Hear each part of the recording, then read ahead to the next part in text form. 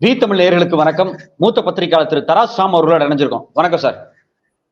வணக்கம் சத்யராஜ். சார், இப்போ முதல் 2 கட்ட தேர்தல் முடிஞ்சிருக்கு. ஆனா தேர்தலினுடைய ஓட்டு சதவீதத்தை அனௌன்ஸ் பண்றதுல ஒரு மிகப்பெரிய டிஃபரன்ஸ் வந்திருக்கே சார். இப்போ முதல் நாள் பாத்தீங்கன்னா ஃபர்ஸ்ட் பேஸ்ல வந்து 60 அரௌண்ட் சொன்னாங்க. செகண்ட் பேஸ் 16 சொன்னாங்க. 11 நாள் கழிச்சு 65.5 அப்படிங்கிறாங்க. அதே மாதிரி பாத்தீங்கன்னா 66.14 சொல்றாங்க, 66.71 சொல்றாங்க. 6% டிஃபரன்ஸ் அப்படிங்கிறது இந்திய வரலாறுல இப்படி ஏதாவது நடந்திருக்கா சார்? இது வரைக்கும் நடந்தது இல்லை. அதை நான் பத்திரிகையாளன் ஆகி 13 வருஷம் கழிச்சு தான் இந்த 3 மெம்பர் கமிஷன் வந்துச்சுங்க. அது வரைக்கும் ஒரு மெம்பர் தான். இந்த 90களில் வந்து கோசாமி கமிட்டின்னு ஒரு கமிட்டி போட்டு எலக்டோரல் ரிஃபார்ம்ஸ் டிஸ்கஸ் பண்ணும்போது ஒரே ஒருத்தர் கமிஷனரா இருந்தாருன்னா அது பல பிரச்சனைகள் சரியா வரமாட்டேங்குது அப்படி இப்படின்னு காரணம் சொல்லித்தான் 3 மெம்பர் ஆக்குனாங்க. அது முதல்ல வந்து சேஷன் மட்டும் ஒரு மெம்பரு, அப்புறம் 3 மெம்பர் ஆகும்போது அவர் தான் தலைமை தேர்தல் கமிஷனரா இருந்தாரு. அது பிறகு இன்னைய வரைக்கும் நீங்க எல்லாரும் பார்த்துட்டு இருக்கிறது 3 மெம்பர் தான். நான் என் காலத்துல வந்து பெரியசாஸ்திரியில இருந்து வரிசையா பார்த்துருக்கிறேன். சிங்கிள் மெம்பர் கவர்மெண்ட் தான் அப்பாயின்மெண்ட், அதாவது மத்திய மந்திரி சபை அப்பாயின்மெண்ட். ஸோ கிட்டத்தட்ட பிரைம் மினிஸ்டர் அப்பாயின்மெண்ட் தான் நம்ம வச்சுக்கிடணும். ஆனா அவங்க பதவிக்கு வந்த பிறகு அவங்க அந்த பதவிக்குரிய கண்ணியத்தோட நடந்துக்கிட்டாங்க. சேஷன்லாம் சிம்ம சோப்பனங்க ஆக்சுவலா. இப்ப இந்த 3 மெம்பர் ஆன பிறகு உண்மையிலே என்ன பிரச்சனைன்னா, மத்திய அரசாங்கத்தோட அப்படியே அசைவுகளுக்கு ஏற்ற மாதிரி, அது காங்கிரஸ் பிஜேபி ரெண்டுக்குமே பொருந்தும், அசைவுக்கு ஏற்ற மாதிரி தேர்தல் ஆணையத்தோட அசைவுகளும் இருக்கு. அதுலதான் ஏற்படுற குழப்பம் இது. அதாவது நீங்க ஓட்டு சதவீதம்னாலே எவ்வளவு ஓட்டு பதிவாச்சுன்னு முதல்ல சொல்லணும்ல, அப்பதானே சதவீத கணக்கு போட முடியும். 100 மார்க்குக்கு பரீட்சை எழுதுனீங்கன்னா 40 மார்க் வாங்கினா 40%. இப்போ 200 மார்க்குக்கு பரீட்சை எழுதுனீங்கன்னா 40 மார்க் வாங்கினா 20% தானே வரும். இப்போ இது வரைக்கும் ஓட்டிங் ஃபிகரே தரலையே, அப்புறம் எப்படி சதவீத கணக்குக்கு வந்தாங்கன்னே புரியல. பிராக்டிக்கலா சதவீத கணக்கு சொல்லும் போது ஒவ்வொரு மாநிலத்திலும் இவ்வளவு ஓட்டு பதிவாச்சு, மொத்த வாக்காளர்கள், பதிவான வாக்காளர்கள், சதவீதம் இப்படித்தானே சொல்லுவாங்க. அதுக்கே இங்க வழி இல்லை. அந்த இடத்துல எனக்கெல்லாம் குழப்பம் ஏற்பட்டு போச்சு. அப்புறம் பல பிரச்சனைகள் தமிழ்நாட்டிலே நீங்க பாக்குறீங்க. ஸ்ட்ராங் ரூம் ப்ராப்ளம் எல்லாமே. மாநில அரசுக்கும் இதுக்கும் சம்மந்தம் இல்லை, எந்த மாநிலமா இருந்தாலும். ஏன்னா தேர்தல் அட்டவணை வந்ததுல இருந்து எல்லா மாநில அரசுகளும் எல்லா துறைகளும் தேர்தல் ஆணையத்தோட கண்ட்ரோல் கீழே போயிருது. அப்போ முழுக்க முழுக்க தேர்தல் ஆணையத்தோட ஃபெயிலியர் தானே இதை நம்ம எடுத்துக்க முடியும், வேற வழி. இப்ப தேர்தல் ஆணையர் அப்பாயின்மெண்ட் போதே பல கான்ட்ரவர்சி வந்துச்சு இல்லையா சார்? இப்போ புதுசா அவங்க 2 பேருக்கு வந்தாங்க, வந்து ஒரு வாரம் 10 நாளுக்குள்ள தேர்தல் டேட் அறிவிக்கிறாங்க. அப்ப தேர்தல் டேட்டு ஆமா மொத்த ஷெட்யூலுமே வந்து ஒரு நாள் அறிவிக்கிறாங்க. இப்ப தேர்தல் தேதி எல்லாமே ஏற்கனவே பிக்ஸ் ஆன மாதிரியான ஒரு கான்ஸ்பிரசி வந்து முதல்லயே பேசப்பட்டுச்சு இல்லையா சார்? அவங்க அப்பாயின்மெண்ட், தேர்தல் டேட்டு, ஏன்னா தேர்தல் ஷெட்யூலே நம்ம வந்து ரொம்ப வித்தியாசமா இருந்துச்சு. இப்ப இதை எப்படி சார் பாக்குறது? அட்டவணை அறிவிக்கப்பட்ட உடனே சன் நியூஸ்ல நான் தொலைபேசி வாயிலாக பேட்டி கண்டப்ப, அட்டவணை 7 கட்டம் அப்படிங்கிறதே ஒரு பிரச்சனை. என்ன காரணம்னா, இப்போ உதாரணம் வெஸ்ட் பெங்கால் நம்மளோட கொஞ்சம் தொகுதி தான் கூட, 7 கட்டத்திலயும் அவங்களுக்கு வந்து தேர்தல் இருக்கு. தமிழ்நாடு சிங்கிள். ஆனா 7 கட்டத்திலயும் ஒரு மாநிலத்துக்கு எப்படி தேர்தல் நடத்த முடியும்? அப்போ ஒரு கர்நாடகா மாதிரி 2 கட்டமா வைக்கலாம், 3 கட்டமா வைக்கலாம். ஒவ்வொரு தொகுதி ஒரு 4-5 தொகுதியை சேர்த்து ஒரு நாள் தேர்தல் அப்படியே இல்லை போகுது. மாநிலம் முழுவதும் எப்பவுமே தேர்தல் பதற்றம் இருந்துகிட்டே தானே இருக்கும். ஏன்னா மோடியோட வசதிக்கு தான், அவர் டிராவல் பண்றதுக்கு வசதியா வந்து ஷெட்யூல் முதல்ல இருந்தே இது வந்து ஒரு மேட்ச் பிக்சிங் மாதிரி தான் நடந்துட்டு இருந்தது. எல்லாமே வந்து மோடி டிராவலுக்கு வசதி, அமித்ஷா டிராவலுக்கு வசதி. ஒரு தப்பு பண்ணிட்டாங்க, எதிர்கட்சிக்கு அது வசதியா போச்சு. இப்போ ஒரு ராகுல் காந்தி எங்க போட்டிடுவார், அது அவங்க நல்லா இப்போ டிஸ்கஸ் பண்ணி பக்காவா வந்து ரேபரேலியை கொண்டு போறாங்க. ஆனா இது வந்து தேர்தல் அட்டவணை 3 கட்டம் 4 கட்டத்துல இருந்திருந்ததுன்னா இவ்வளவு பெரிய நீண்ட டிஸ்கஷன் தாமதம் மாதிரி தெரிஞ்சாலும் பல ஆலோசனைகளை எடுத்து தான் அந்த தொகுதி அனௌன்ஸ் பண்றாங்க. ரேபரேலி பிராக்டிகலி ஸ்பீக்கிங்க ஃபெரோஸ் காந்தி போட்டியிட்ட தொகுதி, இந்திரா காந்தியோட கணவர், ராகுல் காந்தியோட பார்ட்னர். அப்போ ஃபெரோஸ் காந்தியில இருந்து ஆரம்பிச்சு இந்திரா காந்தி, எங்க காலத்துல வந்து இந்திரா காந்தியை தோற்கடித்த ராஜநாராயணன் இதே ரேபரேலி தொகுதியில எமர்ஜென்சிக்கு பின்னாடி, அது பெரிய ராஜநாராயணன் பெரிய ஹீரோ மாதிரி அப்ப இருந்தாருங்க. அப்புறம் 3 வருஷத்துல புஷ் ஆயிட்டாரு, அது வேற விஷயம். பட் இருந்தாலும் அந்த ரேபரேலி தொகுதி முக்கியமான தொகுதி, அது இந்தியா முழுவதும் அறிமுகமான தொகுதி. சோனியா காந்தி போட்டி இல்லைன்னு உடனே ராகுல் காந்தியை கொண்டு வரணுங்கிறதுக்கு ஒரு டிஸ்கஷன் எடுத்துக்கிட்டாங்க. டிஸ்கஷன் சொல்றதை விட எதிர்த்தரப்பு வேட்பாளரை நிறுத்தட்டுங்கிறதுக்கும் வெயிட் பண்ணிருப்பாங்க. அப்போ எதிர்க்கட்சிகளுக்கும் இந்த 7 கட்ட தேர்தல் பல அனுகூலங்களை மறைமுகமா கொடுத்துருச்சு. எதை வந்து தங்களுக்கு அனுகூலம் நினைச்சு இந்த இவ்வளவு தூரம் 7 கட்டத்திலையும் தேர்தல் நடத்துறாங்களோ அது பிராக்டிகலி ஸ்பீக்கிங் ராகுல் காந்தி பிரியங்கா காந்திக்கு அட்வான்டேஜ். அது போக பிற மாநிலங்கள்ல இருக்கிற தலைவர்கள், இங்க 2 பேர் தானங்க நட்சத்திர பேச்சாளர்கள், மோடி மோடி மோடி, அப்புறம் அமித்ஷா கொஞ்சம் போல. ஆனா அங்க வந்து ஏகப்பட்ட பேர் இருக்காங்களே, அகிலேஷ்ல இருந்து தொடங்கி இங்க நமக்கு மு க ஸ்டாலின் வரைக்கும் ஒவ்வொரு இதுல 2 பேரு டிகேஎஸும் சித்துவும் கர்நாடகால, இப்படி ஒவ்வொரு மாநிலத்திலையும் உள்ளூர் மகாராஷ்டிரா உத்தவ் தாக்கரே, அதே மாதிரி வந்து பல்வேறு மாநிலங்கள்ல இப்போ பீகார், ஜார்க்கண்ட், இப்போ டெல்லியில வந்து கெஜ்ரிவாலோட மிஸ்ஸஸ், ஜார்க்கண்ட்ல வந்து அவரோட திருமதி, இப்படி வந்து பல கட்டங்களாக பிரிக்கும் போது எதிர்கட்சிகளுக்கு அனுகூலம் கூட. ஆனா இவங்க என்ன தப்பு பண்ணாங்கன்னா 2019 பல கட்டமா பிரிக்கும் போது மோடிக்கு அட்வான்டேஜ் கிடைச்சது, அதே மாதிரி இந்த வாட்டியும் செஞ்சிடலாம். அட்டவணை வெளியிட்டதே தாமதம் தானங்க. அப்ப நான் என்ன சொல்றேன்னா, ஒரு மெம்பரா இருந்தப்ப வந்து ஓரளவுக்கு பரவாயில்லாம இருந்தது. அப்பவும் எங்களுக்கு பல குற்றச்சாட்டுகள் இருந்துச்சு தேர்தல் ஆணையத்தின் பேர்ல. குறிப்பா அதிமுக 2ஆ பிளவுபட்டு சின்னத்தை முடக்கினாங்க இல்லைங்களா. அப்போ பழைய ரெட்டையில சின்னத்தை 1988க்கு பிறகு அது தப்புன்னு நாங்க நினைச்சோம். என்ன காரணம்னா, லெஜிஸ்லேட்டிவ் மெஜாரிட்டி அது வந்து ஜானகி அம்மாளுக்கு ஆதரவா இருந்துச்சு. 96 எம்எல்ஏ என்னமோ எம்பி எண்ணிக்கை, அப்புறம் ஆர்கனைசேஷன் ஸ்ட்ரக்சர் ஜானகி அம்மாளுக்கு ஆதரவா இருந்துச்சு. ஆனா வந்து சின்னத்தை முடங்கிட்டாங்க. என்ன காரணம்னா, ராஜீவ்காந்தி ஃபுல்லா டூர் அடிச்சு, தமிழ்நாடு பூரா டூர் அடிச்சு மூப்பனாரை முதல்வராக்குவோம் 20 முறை என்னமோ வந்தாருங்க அப்போ பிரதமர் ராஜீவ்காந்தி. அவருக்கு வசதியா இருக்கிற மாதிரி தான் வந்து அப்போ தேர்தல் ஆணையர் நடந்து கொண்டார். இது பெரிய குற்றச்சாட்டு, ஏகப்பட்ட கட்டுரைகள் அதுல எழுதியிருக்கிறோம். 98, 99 மன்னிக்கணும், 88, 89 பிகினிங் வரைக்கும்.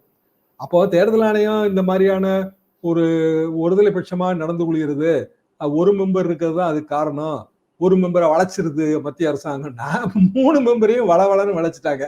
அதுல 2 மெம்பரு அவங்க அப்பாயின்மெண்ட் மறுநாளைக்கு மறுநாள் என்னமோ தேர்தலே வந்துருச்சு. அவங்களுக்கு என்ன பெரிய பயிற்சி இருந்துற போது, இங்க பூத் ஏஜென்ட் கொடுக்குற பயிற்சி மாதிரி தான் நம்ம தேர்தல் ஆணையர்களுக்கு பயிற்சி இருந்திருக்கோம். ஒருத்தர் தானங்க பழைய ஆளு. ஏன் வந்து ஒரு மெம்பர் வந்து தேர்தல் தேதிக்கு ஜஸ்ட் முன்னாடி ஏன் ராஜினாமா பண்ணாரு, அவர் இப்ப எங்க இருக்காரு, ராஜினாமாவுக்கு என்ன காரணம், இதெல்லாம் வந்து யாருக்குமே தெரியாது. அது சிதம்பரம் ரகசியம் மாதிரி இருக்காது. 2 பேரை போடுறாங்க. இந்த 2 பேருமே வந்து ஃப்ரெஷ் ஹேண்ட், எந்த பயிற்சியும் இல்லாம, எந்த தேர்தல் ஆணையத்துல எந்த முன் அனுபவமும் இல்லாம இவ்வளவு பெரிய நாட்டுல தேர்தல் நடத்துறாங்க 3 பேரை சேர்ந்துக்கிட்டு. அப்போ இதெல்லாமே வந்து ஒரு கேலி கூத்தா தாங்க இருக்கு. அதுல ஏற்படுற கோளாறு தான் நீங்க ஆரம்பத்துல குறிப்பிட்ட இந்த வாக்கு சதவீத எண்ணிக்கை கோளாறு. அதாவது வாக்கு சதவீதத்துல எண்ணிக்கை கோளாறு பண்றதுனால ஒரு ரிசல்ட் வந்துட போறது இல்லை, இங்க மாறிட போறது இல்லை. ஆனா தேர்தல் ஆணையம் எவ்வளவு தூரம் வந்து ஒரு கேர்லெஸ்ஸா இருக்கு, கவனக்குறைவா இருக்கு, ரொம்ப எல்லாரும் சிரிக்கிறாங்களே இத, அப்போ ஒரு தேர்தல் ஆணையத்துக்கு இது அவமானம் தானே, அப்படி நம்ம பார்த்தோம்னா இது வெட்கி தலைகுனிய வேண்டிய விஷயம் தான் நான் நினைக்கிறேன். இப்ப சமீபத்துல நேத்துல இருந்து பாத்தீங்க அப்படின்னா, இந்த தேர்தல் பர்சன்டேஜ்ல கூடிய டிஃபரன்ஸை வந்து பங்களாதேஷ் தேர்தலோட ஒப்பிட்டு பேசுறாங்க. பங்களாதேஷ் தேர்தல் வந்து 27% அப்படின்னு அவங்க தேர்தல் ஆணையம் வந்து டிக்ளேர் பண்ணி, பிற்பாடு ஓட்டெடுப்பு நடக்கிற சமயத்துல 47% அப்படின்னு சொல்லி அவங்க வந்து சொன்னாங்க. எதிர்கட்சிகள் தேர்தலில் நிக்காம அவங்க வந்து வாஷ் அவுட் ஆனாங்க, ஓட்டே போடல. அப்ப பாத்தீங்கன்னா பிரிட்டனா இருக்கட்டும், இல்ல யூஎஸ்ஆ இருக்கட்டும், யுனைடெட் ஸ்டேட்ஸோட ஹியூமன் ரைட்ஸ் கமிஷனே வந்து எச்சரிக்கை பண்ணாங்க, தேர்தல் நீங்க ஒழுங்கா நடத்தணும் அப்படின்னு. ஸோ அப்ப தேர்தல் பர்சன்டேஜ் மாறினது பங்களாதேஷ்ல ஒரு மிகப்பெரிய எலெக்ஷன்ல ஃப்ராட் நடந்துச்சு அப்படின்னு அப்போ பரவலா பேசப்பட்டுச்சு. அதோட கம்பேர் பண்ணி இதை தேர்தல் ஆணையத்தோட மிஸ்டேக்கா பார்க்காம இது ஒரு உள் சதியாவே பார்க்கப்படுது. இதை நம்ம எப்படி சார் அணுகிறது? நான் அப்படி நினைக்கலைங்க. என்ன காரணம்னா, நான் டாக்காவுக்கும் நான் டிராவல் பண்ணியிருக்கேன். ரொம்ப சின்ன நாடுங்க அது. அப்புறம் வந்து அங்க ஏற்கனவே வந்து நீங்க சொன்ன மாதிரி தேர்தல் புறக்கணிப்பு எல்லாமே ரொம்ப அதிகமா இருந்துச்சு. ரஷ்யா தேர்தல்னு எடுத்துக்கிட்டீங்கன்னா, அது புத்தின் வேணுமா வேண்டாமா ஒரே கேள்விதான். எதிர்கட்சிகள்னு பெருசா ஒன்றும் கிடையாது. புத்தினுக்கு 80% ஆதரவு, அவரே மீண்டும் சொல்லிடுவாங்க. இங்க அப்படி இல்லைங்க. இங்க வந்து பல்வேறு மாநிலங்கள், ஒவ்வொரு மாநிலத்துக்கும் வெவ்வேறு மாதிரியான அரசியல் இருக்கு, வெவ்வேறு மாதிரியான உணர்வுகள் இருக்கு. இப்போ தமிழ்நாடு அப்படின்னா அது வேற, கேரளாங்கிறது வேற. கேரளா பாலிடிக்ஸ் நமக்கு உண்மையிலேயே நான் படிச்சுதான் புரிஞ்சுக்கிடணும், இல்லைன்னா கேரளாலே போய் வாழணும், அப்பதான் புரிஞ்சுக்க முடியும். இப்போ வந்து உதாரணமா வெஸ்ட் பெங்கால்ல இருக்கிற நாமசூத்திரர்கள், அவங்க வந்து பட்டியலின இந்துக்கள், வங்கதேசத்திலிருந்து வந்தவங்க, அவங்க பிஜேபிக்கு ஆதரவா இருக்கணுங்கிறதுக்காக சிஏ திருத்தம், இதெல்லாம் ரொம்ப கடினமான உள்ளூர் அரசியல். இதை வந்து சாமானியர்கள் வந்து புரிஞ்சுக்க முடியாது. வெஸ்ட் பெங்கால்ல தான் அது புரிஞ்சுக்க முடியும், அவங்க தான் அந்த ஓட்டுல அதை பிரதிபலிக்க முடியும்.